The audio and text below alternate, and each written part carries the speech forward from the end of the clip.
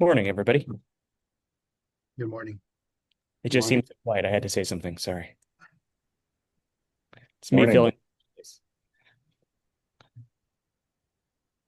Morning, Senator. Okay, we still have a few more people coming, so why don't we give everyone another minute to filter in?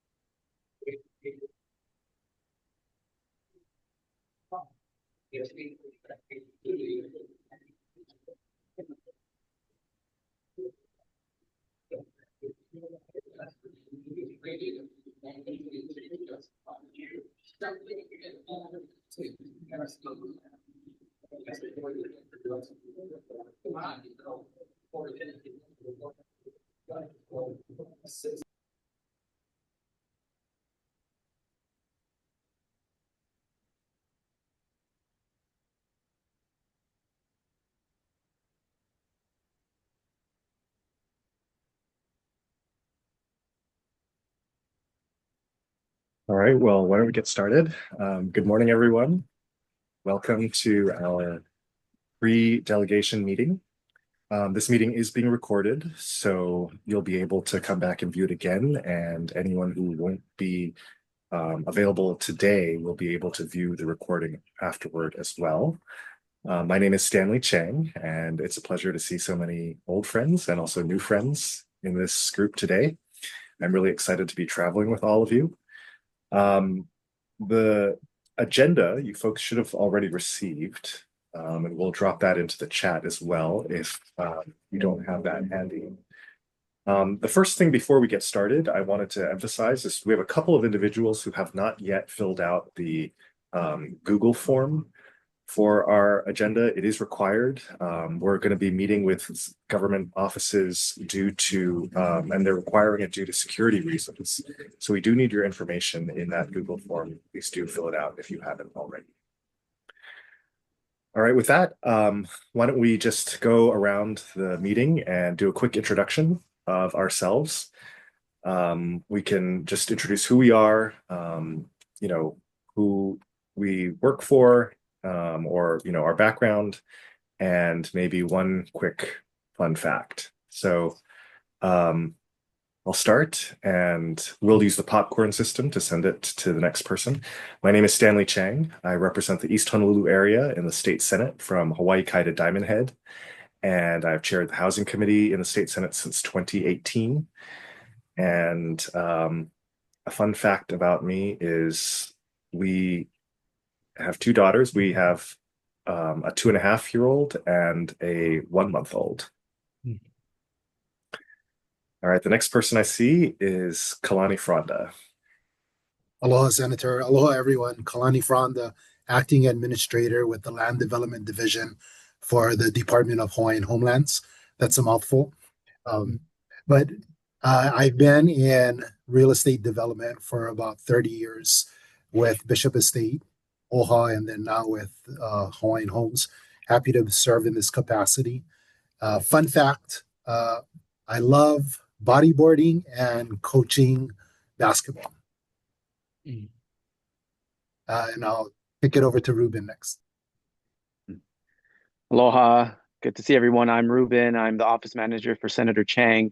I've been doing a lot of the background work and I think I'm prepared to work for a travel agency after this experience. But yeah, so fun fact, I also have a 3-year-old and a newborn. She's actually 2 weeks old, so I think me and Senator Chang are in sync for some reason. I'll pass it to Mark Takamori. Well, hello, everybody. I'm Mark Takamori. I'm the director for the County of Maui Transportation Department. We oversee pretty much public transit here on the island. Yes, fun fact is I've passed through Vancouver several times, but I've never stayed in Vancouver. So it'll be good to see the sights. Usually, passing through is heading to like Victoria, British Columbia. So never really been to Vancouver. So that's a first. Thanks. I guess passing it on to Angie Chapman. Aloha, everyone. I'm Angie. I'm a policy analyst for the Gov's office and am former committee clerk for Senator Chang. So I'm really excited I get to join this trip. Um, Fun fact about me, I am teaching myself to play the piano. I will pass it to Lindsay Apperson. Hi, I'm Lindsay. I'm a housing specialist in Gov's office on the housing team. Scott Glenn will be joining this trip as well, but he is on vacation in Australia, and that's his fun fact. So you can ask him all about his trip when we start this one. My fun fact, I lived in the DMV for like 5 years and lived in Montgomery County. So I'm really excited to come back to that place with this new lens and learn more about the model. And I'll kick it over to Josh Wish. Hi, everybody. Josh Wish. I work with Holamua Collective and Holamua Collaborative. Our mission is trying to help keep local working families in Hawaii by giving them hope they can actually afford to stay. And a huge part of that equation is, of course, housing. Is buttressed by a survey we put out last year that's the major driver of cost of living for most folks. Totally random fun fact about me. I have a strange addiction to collecting manual typewriters. That I actually use. So if anyone desperately needs a typewritten letter, let me know. And over the years, to get advice on which typewriters to collect next, I actually have exchanged some typewritten letters with Tom Hanks, who is a huge fan. So I have a small collection of typewritten letters from Tom Hanks advising me of which typewriter I should next buy. I will pop it over to Gavin. Aloha, everybody. Great to see you all. Gavin Thornton. I'm the new Housing Policy Director at the City and County of Honolulu. New position for me, new position for the city. I was formerly with Hawaii Appleseed for about 16 years, so I'm getting my bearings here at the city. Really want to mahalo Shupin for being flexible on figuring out the procurement process. Like, not fun. Haven't missed that in my prior career. Fun fact, I will see Ruben and Senator Chang's 2 kids and raise them one. I have 3 daughters, 20, 17, and 15. Excited for this trip. Thanks for putting it together. I'll pass it to Senator Hashimoto. Hi everyone, Senator Troy Hashimoto, represent District 5, which is on Maui, Central Maui. Fun fact, I think this is my second delegation with Senator Chang. I haven't gone to all of his, so we gotta keep on going to more of his. But they're fun trips. Be ready to not have any downtime.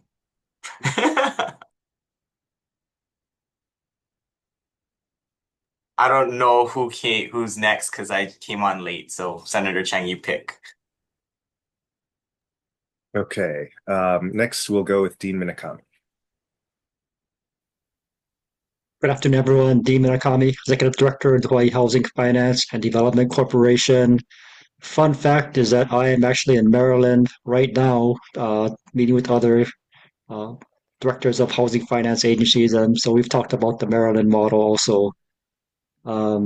So I'll pass it over to Joe Campos. Hi, everyone. Joseph, never Joey. Um, I'm the Deputy Director of the Department of Human Services. Um, as Senator Hashimoto mentioned, going on two, I was supposed to have gone on the Singapore trip in August of 2023, but the Maui wildfire response and recovery took precedent over that trip.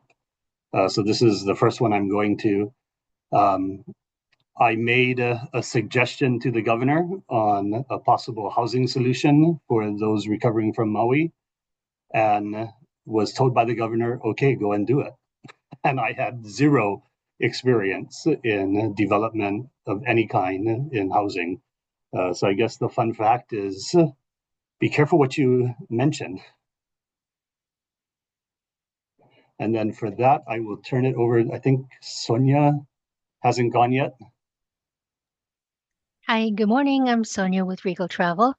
I think I've been on every single trip with Senator Chang, and it is wild. He makes every minute packed with lots of good stuff, so I'm sure you're going to enjoy the trip. Thank you.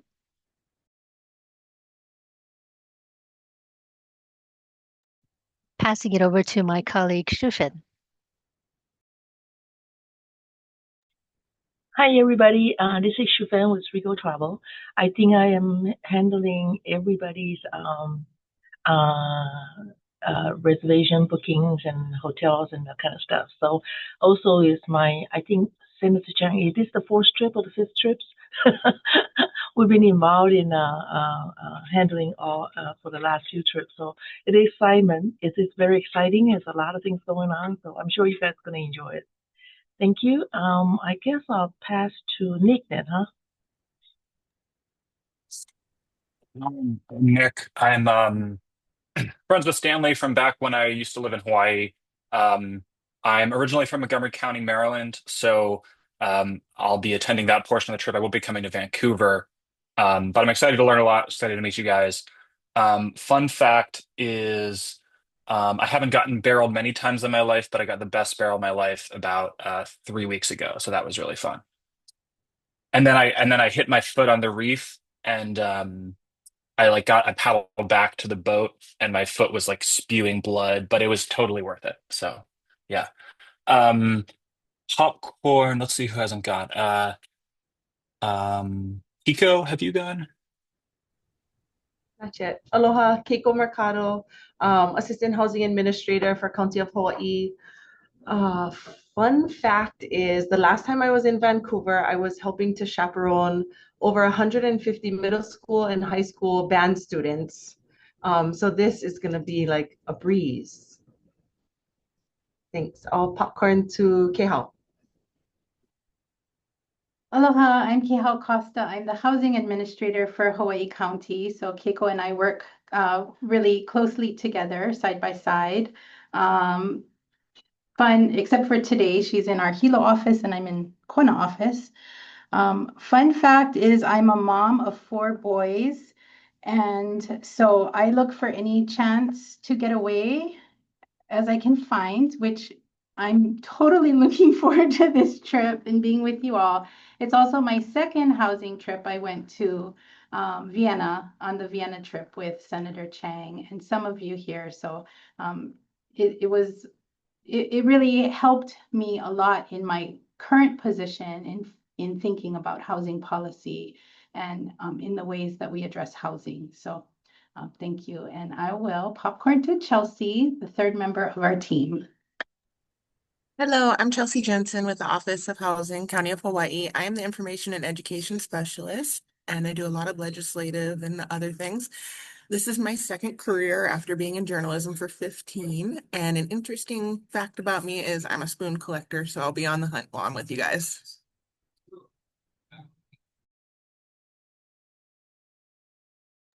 I'll popcorn it to Keith Webster. All right. Yeah, Keith Webster. I'm a volunteer with Housing Now, and before that, it was Faith Action. My day job is I'm a superintendent, engineering superintendent for Hawaiian Electric. And I don't know, for me, fun fact is that I'm retiring, planning next year, trying to figure out maybe some slow travel or go do that for a few years. So we'll see how that goes. Let's see. Gosh, who hasn't gone? We're getting there. Charles Miller, have you gone? I have not yet. Okay. My name is Charles Miller. I'm the legislative aide in Senator De La Cruz's office, and my fun fact is I enjoy fishing and basketball. And I'll pass it on to Anna. Hi, this is Anna from Senator Hashimoto's office. I guess a fun fact about me is that I have the opposite of a green thumb. I guess it's not so fun, but I did kill a cactus. I'll popcorn it over to Richard. Aloha, everyone. Remy Mitchell, Director of Housing, County of Maui. Fun fact, I have three sons, one who's studying finance in grad school in Ireland, in Dublin, another who's studying law in Boston, and the third is finishing up his final year at UH Manoa. And when we fly out, I guess next Saturday, that morning, I'll be paddling in the state championships for canoe paddling. So I'll have a tough day that day. I've got two races in the morning, and then I'll be on a plane in the evening.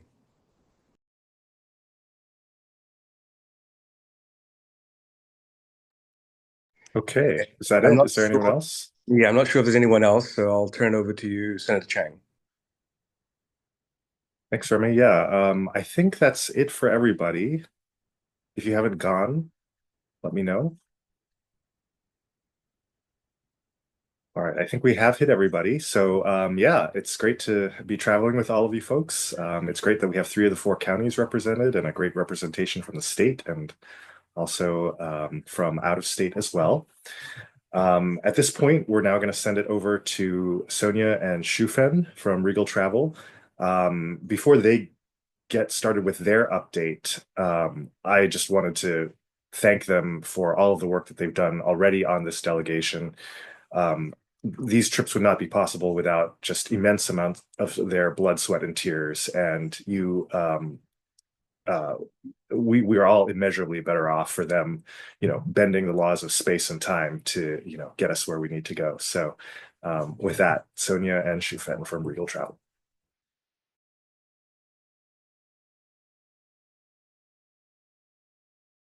Okay. Hi. Okay, this is Shufan.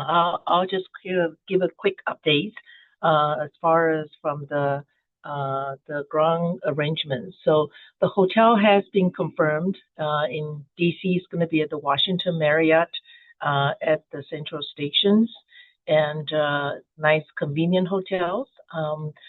The hotels in Vancouver with Senator Chang's insistence. Actually, this is a wonderful hotel. I stayed there last time. It was the previously Shangri-La Hotel. It's now rebranded to Hyatt Vancouver Downtown. I think all the decors are still very much Shangri-La style. So that's been done. We are actually going over making sure the ground transportation that matches the agenda that Senator Chang put together, as well as working on closely with Ruben on the welcome and farewell dinners. So the one thing is I am gonna in the next few days I'm gonna be emailing out the Arrive came kind of like a digital visa request for Canada. You can only do that 3 days prior to your arrival. So I will send it out to everybody. It's fairly easy for you to do it. In case if you have any problem, please let me know. We can also help you in your to do it from our office. That's one of the reasons I'm collecting everybody's date of birth and passport information because one thing is check to make sure your passport are have at least 6 months of validations and as well as making sure that it's in compliance that we can use for arriving in Vancouver.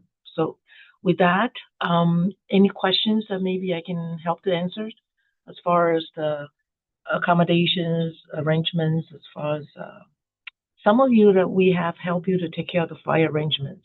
I think this was one of the questions that Senator Chang has. I will be asking everybody to also email me your flight information if you have not done so. We'll put together a list to share with Senator Chang's office, so we will know the arrival time for each guest that arriving into DC, as well as I think just about everybody is departing on the same flight from DC to Vancouver. And then also your departure flight out of Vancouver, we'll make a list for Senator Chang. That's pretty much all I have. If you have, unless there's some question there, I can answer it.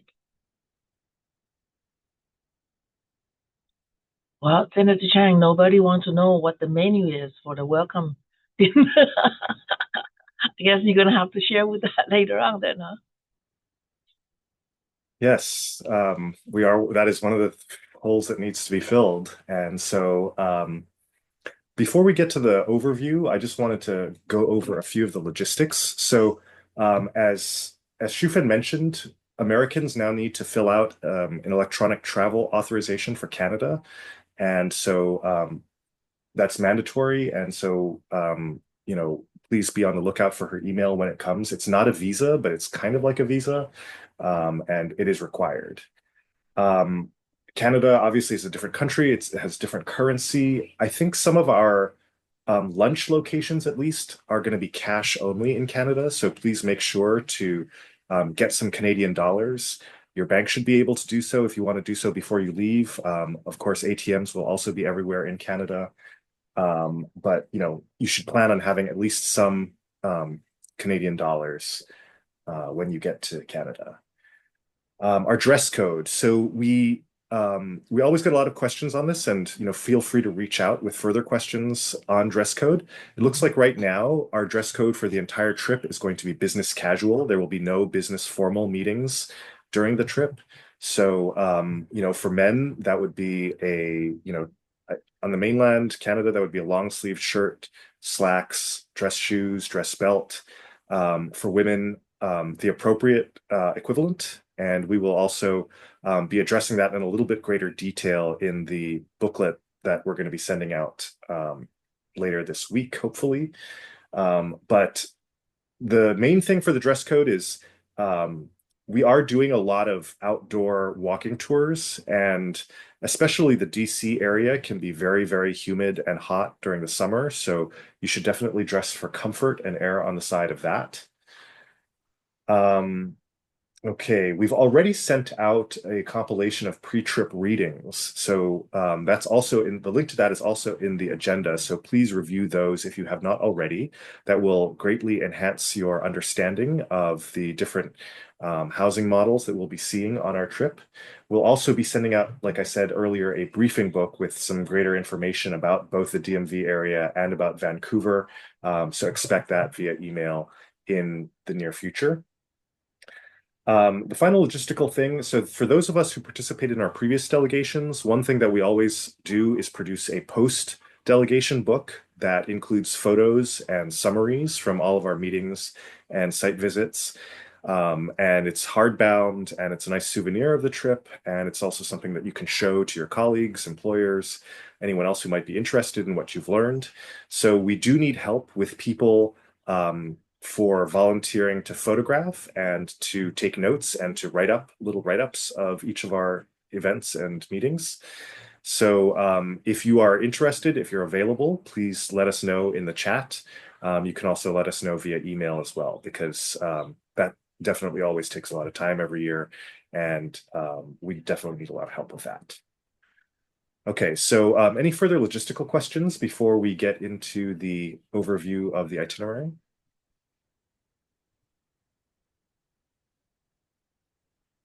Okay, well, let's start that then.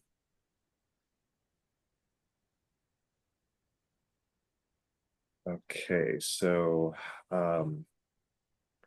this is what we've been working very hard on over the last month, the overview of the itinerary.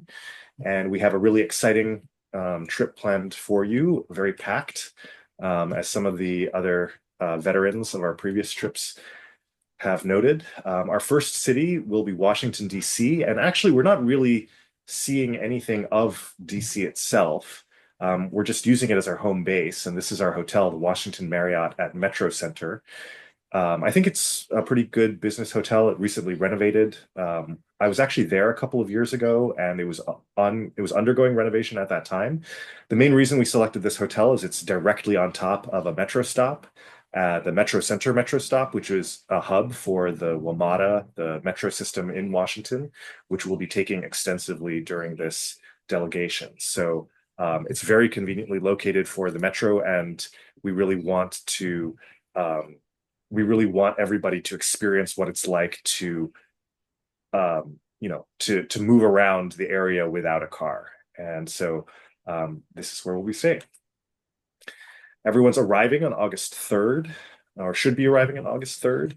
We'll also be having our welcome dinner that night. We still haven't set the time or the location, but we've been narrowing it down, and we'll have a very special guest speaker, Paul Williams, the founder of the Center for Public Enterprise. And so he's a real national expert and advocate for social housing, for government produced housing, and for government generally to take a more active role in markets and the economy.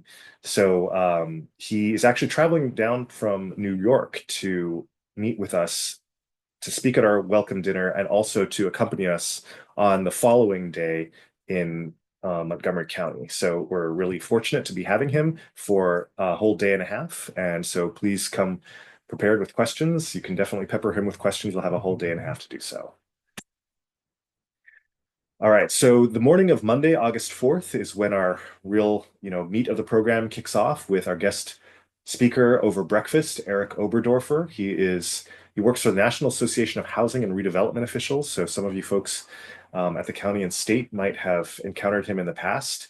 And he will be presenting on a century of American housing policy. And I've personally found, having read a couple of books on this topic, that a lot of the reason why housing is the way it is in this country is due to federal policy over the last century, especially starting with the New Deal, 1935, the first federal housing act that's passed.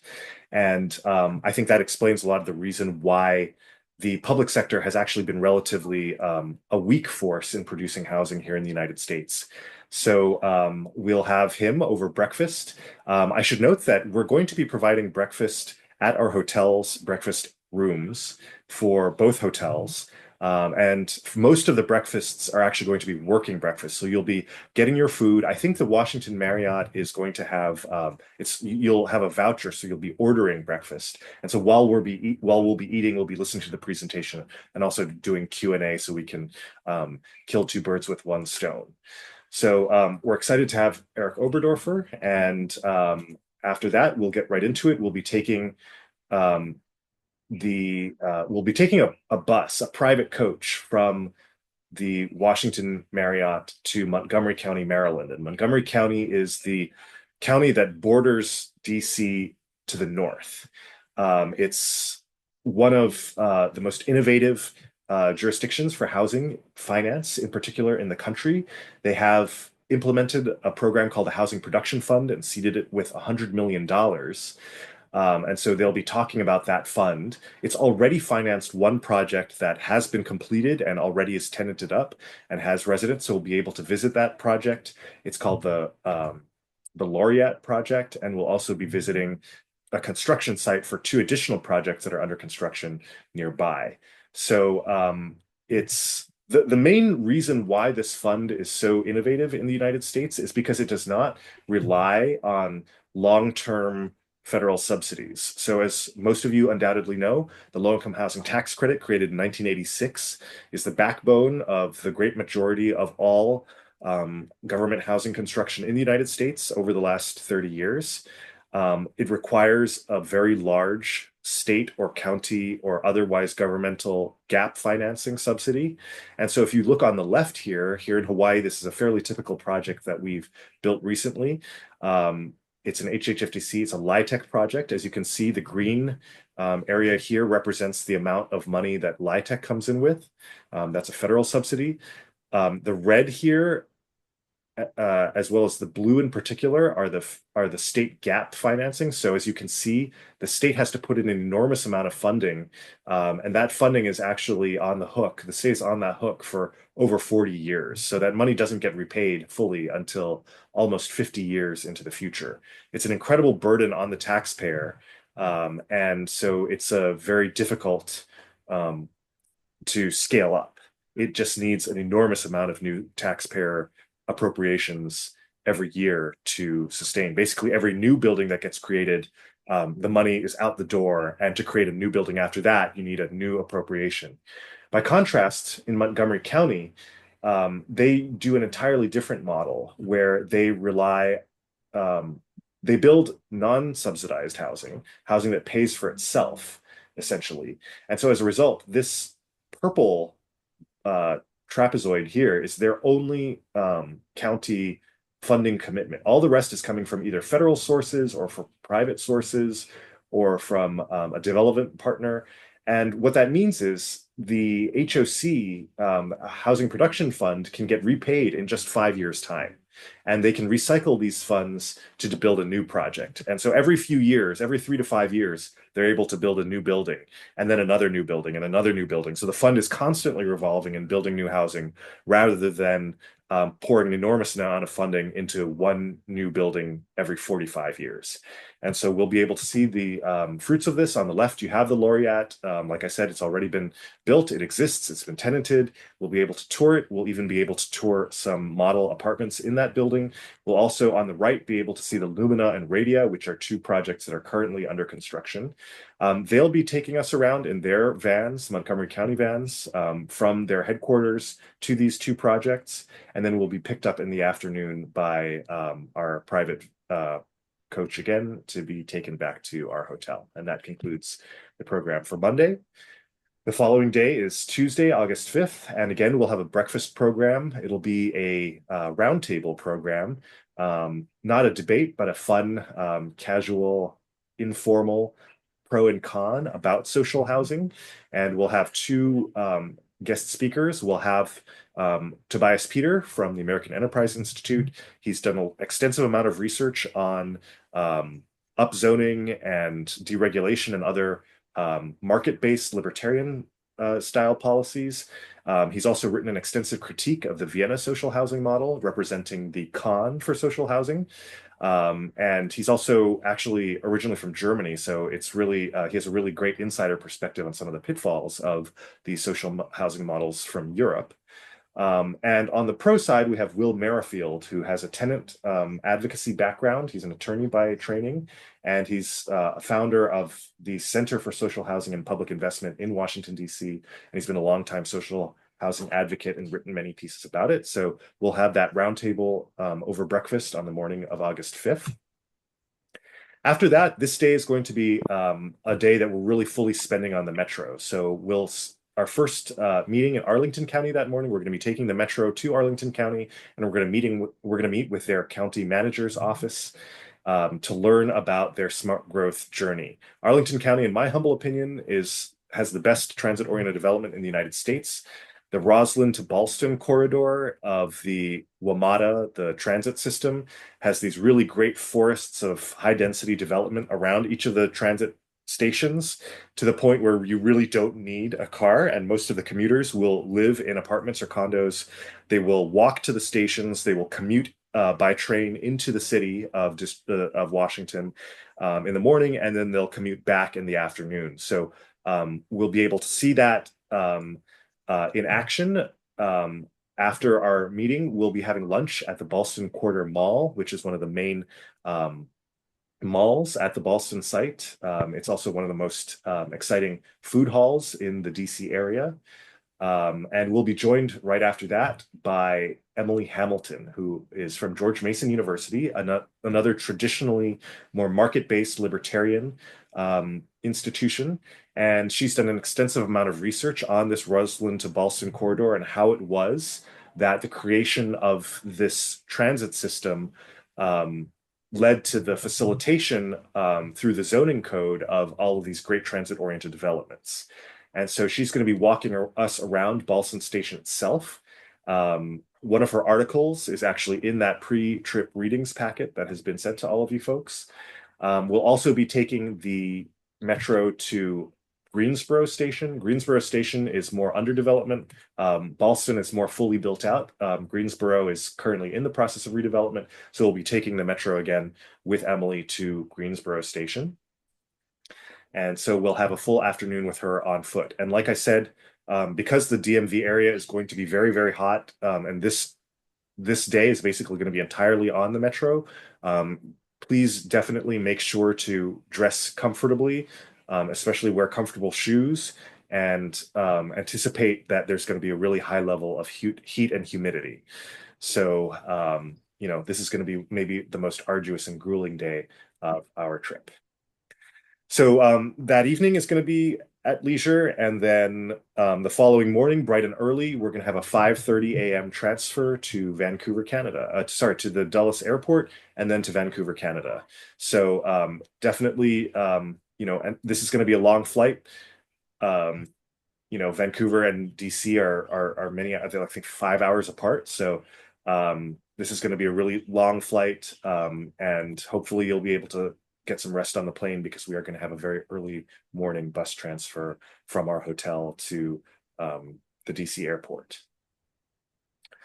On the plus side, Vancouver should have a lot milder weather. If you've been to Vancouver in the summer, the weather is really glorious. It's sunny, it's very mild, and yeah. So when we arrive in Vancouver, for those of you who have been through Vancouver Airport, you'll know that it has a really fantastic airport. It's award-winning. It's been named the best in North America for several years. And we'll be touring that airport. Their airport authority will be hosting us on a tour, and hopefully we'll have some great ideas for how to improve our own airports here in the state of Hawaii, most of which need some tender, loving care. After that tour, we'll be transferring back to our hotel, and that'll be it for the day. So you'll have the rest of the afternoon at leisure in Vancouver. We will be staying, like Shufen mentioned, at the Hyatt Vancouver downtown Alberni until about a month ago. This was actually the Shangri-La Hotel, and when it rebranded, they actually didn't want to honor the reservation that we had made, but thanks to Shufen's persistence, they are now willing to honor their reservation, and they also threw in a breakfast buffet, which we'll be enjoying. So as Shufen mentioned, it's a really fantastic, great hotel. For those of you who have been with us on our Singapore delegations, it's a member of the Shangri-La chain, one of my favorite in the world. I personally never want to stay at any other hotel in Singapore other than their Shangri-La, and hopefully their Vancouver property lives up to that reputation. The following morning, bright and early, we'll begin with another breakfast program with guest speaker Dr. Anne McAfee, who was actually the director of planning for the city of Vancouver for many, many years. She was a real institution in the city of Vancouver, and she presided over this era of rapid population growth in Vancouver. And so that really led to this concept of Vancouverism. And so she'll be able to tell us and give us that really great historical perspective on the development of the city of Vancouver, which really was not considered an economically exciting city, innovative city until fairly recently. And so a lot of that population growth, I think, led to the urban growth, and that urban planning then in turn led to the attraction of a lot of these that creative class that's led to the dynamism of today's Vancouver economy. So it's a real success story for Vancouver. It's very walkable downtown core. So our hotel is right in the heart of that. You'll be able to walk all over the place. And it's also right next to a transit station, so we'll be able to walk just a few minutes from our hotel to the transit system, and we'll be taking advantage of that proximity as part of our program over the coming days. So she has a real wealth of experience. We'll be able to ask her a lot of tough questions. She does live a little bit far away from the city of downtown Vancouver, so she might be running late that day, but we will be patient and wait for her arrival. All right, so after her program, we will be meeting with BC Housing about the BC Builds program. And BC Builds is really one of the core reasons why we're going to be on this delegation. About a year and a half ago, in 2024, the BC government, the British Columbia government, the province in which Vancouver is located, announced a $5.5 billion program proposal. It's a plan. It's a program. It's not just a proposal. That's equivalent to 4 billion US dollars to build housing across BC, partly based on that Montgomery County model and partly also based on the models in Singapore, Vienna, these other jurisdictions that have implemented successful social housing programs for decades. And again, they'll be targeting government-owned parcels that are surplus, that are not being used, and they will be extending low-interest short-term loans to have to reduce the cost of construction, to reduce the cost of financing, and then to build an enormous amount of new housing. They don't have any buildings yet that have been completed because this program was only introduced about a year and a half ago. But they do have some they do have some sites that are under pre-development, and hopefully we'll get a full briefing on the scope of this enormous social housing plan. It was probably the largest introduction of a new social housing plan in the world in decades when it was introduced in 2024. And that's why I think it's super exciting. I also think it's going to be exciting that we're going to be meeting with their executive lead on this program, Lisa Helps. She was actually the mayor of Victoria, BC. I know Mark spent a lot of time in Victoria, so she was actually the mayor there for 8 years, and now she's moved into the Premier's office and now into BC Housing to work on BC builds. I should also note we're hoping to get one of the a senior member of the BC government to talk about the political impetus for the BC Builds program. I know for a lot of us in Hawaii and just generally across the United States, one of the persistent issues is always going to be political will to undertake a large project. And I think that's going to be one of the most interesting aspects of BC Builds, and one that I'm actually not 100% sure of myself. All right. So in the afternoon, we'll be visiting with the Squamish Nation. The Squamish Nation is one of the indigenous nations of BC. They are also what they call in Canada First Nation. So they used to inhabit that area, and both the Pacific Northwest, including in what is now the state of Washington. And over the years, they've successfully won a number of land parcels through negotiated agreements and even litigation with the BC provincial government. And one of those land parcels is being redeveloped today into this really dazzling state-of-the-art, I think, 7-tower project called Sanak.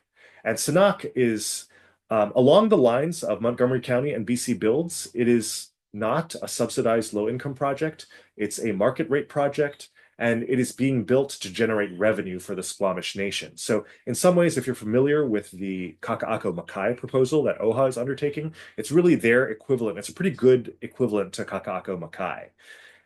And the Squamish Nation is also going to be generously hosting us for lunch.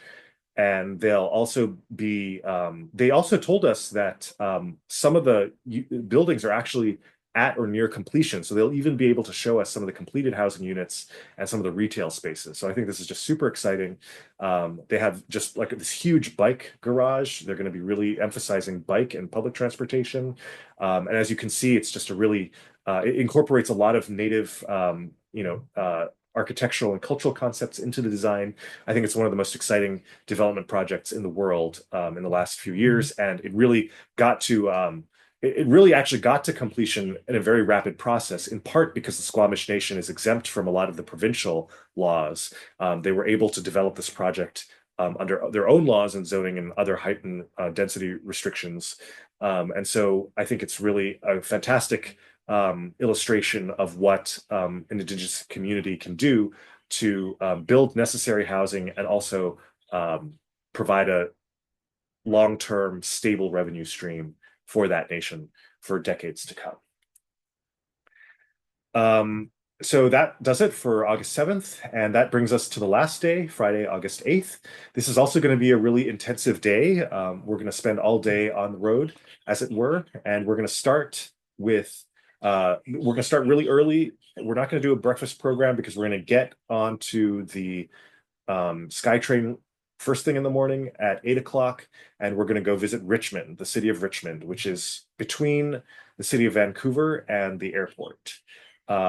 And the city of Richmond is really famous in Canada for having about I think a 60% um, Asian American or Asian Canadian, I guess, population.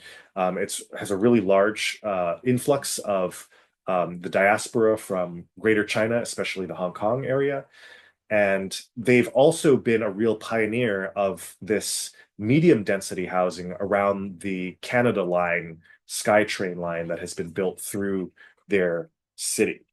It's medium density, 12 to 15 stories for a number of reasons, including inundation reasons, but also because it's near the airport. So they have height limits due to the air routes. Capstan Station is one of their TOD areas that was just opened earlier this year.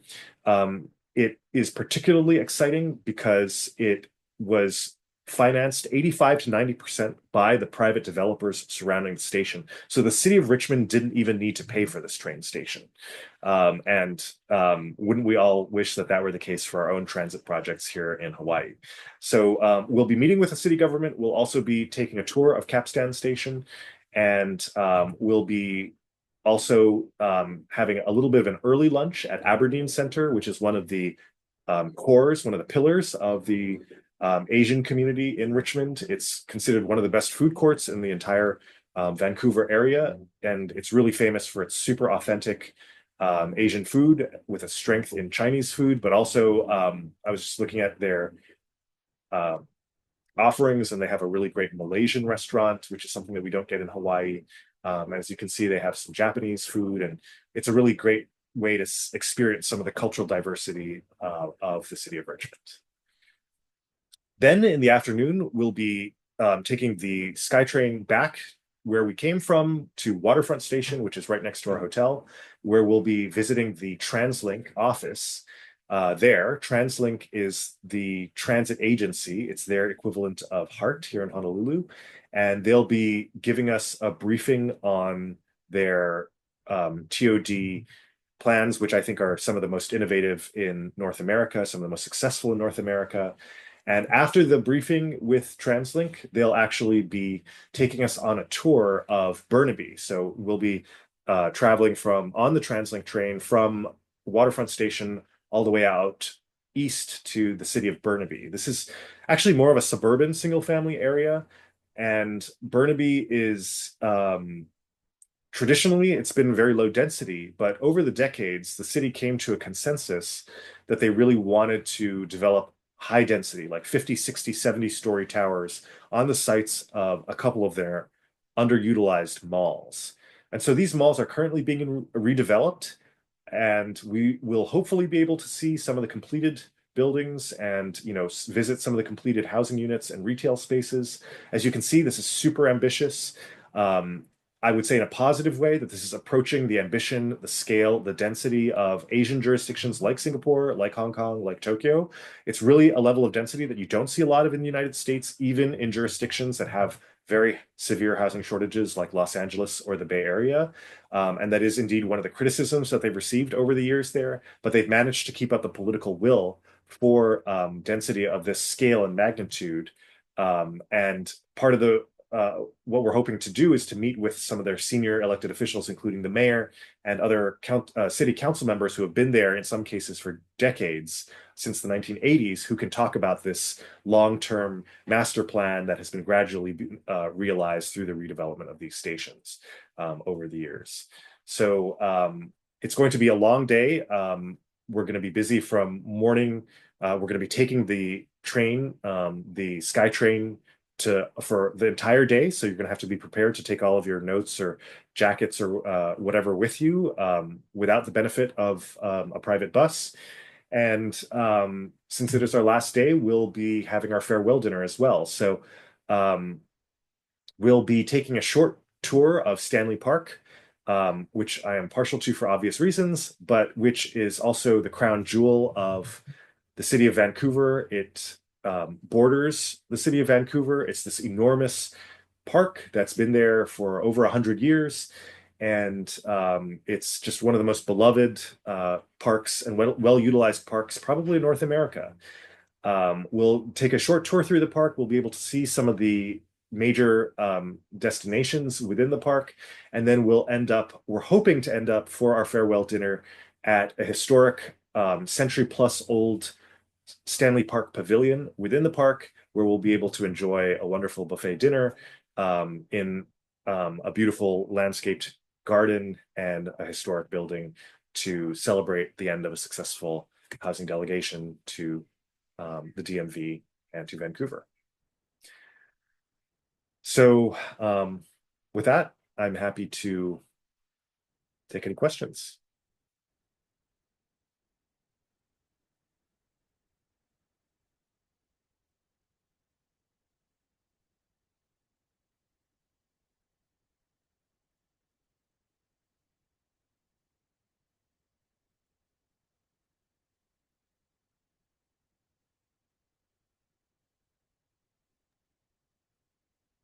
No questions, but it looks great. Looks super exciting. Thank you. All right, cool. And I see in the chat a couple of folks have offered to contribute to the writing, so thank you very much for that. All right. Anyone else wanting to chime in? Feel free to tell me if I'm overstepping on this, Senator, but just a thought that it seems like there are enough of us. I wonder if each of us volunteered to do the writing for one of the meetings, if that might be a many hands make light work way of putting everything together. Like I'd be happy to do one of them. I think I probably wouldn't be able to do all of them. Yeah, great. Yeah, well, we definitely want as many volunteers as possible. And if you're able to chip in just a little bit, that would be fantastic. And we can definitely, if we need the help, I think that would definitely be a great option, is to just do some forced fun and to force everybody to help us out. And Gavin, don't tempt me. I've got an ultra portable typewriter I can bring with me. You just need to bring the paper.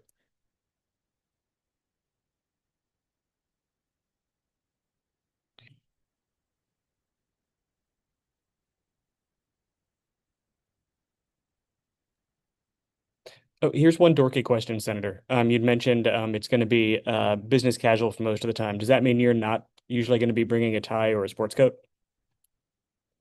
Right. So I don't plan to be wearing a jacket or tie or on any of the days. I might bring a jacket, but as we all know, room 226 of the Capitol being a great example, some of these meetings get extremely cold. So I might just bring one, but I don't plan to, wear it all that much. Thanks.